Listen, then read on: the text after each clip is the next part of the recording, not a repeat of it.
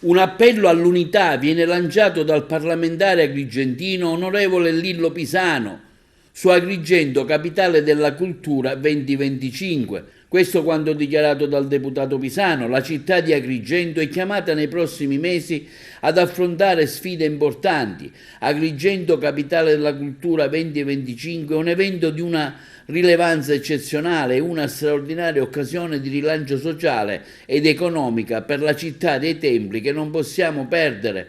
Per questo occorre il responsabile apporto di tutti. È essenziale, afferma il parlamentare nazionale agrigentino Lillo Pisano, che tutte le forze politiche di centrodestra che alle scorse amministrative hanno sostenuto il sindaco di Agrigento Francesco Miccichè, autorevolmente rappresentate dagli onorevoli Roberto Di Mauro, Riccardo Gallo Affritto, Margherita Larrocca Ruvolo, Giusy Savarino, Analia Tardino, facciano quadrato e mostrino compattezza e comunione di intenti, proseguendo sinergicamente lungo quel percorso di buon governo iniziato 3 anni fa. La formula del centrodestra unito, continua Pisano, è l'unica vincente, lo testimoniano gli ottimi risultati ottenuti dagli esecutivi nazionali e regionali, governi che hanno dimostrato concreta attenzione nei confronti della nostra città e della nostra provincia.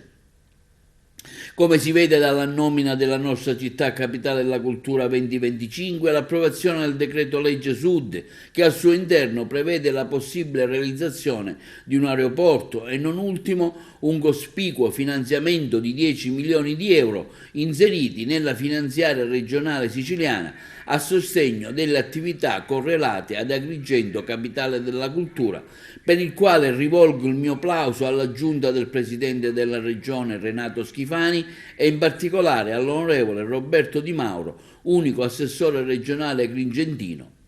Si vada avanti uniti per il bene di Agrigento, così conclude l'appello del parlamentare nazionale agrigentino onorevole Lillo Pisano.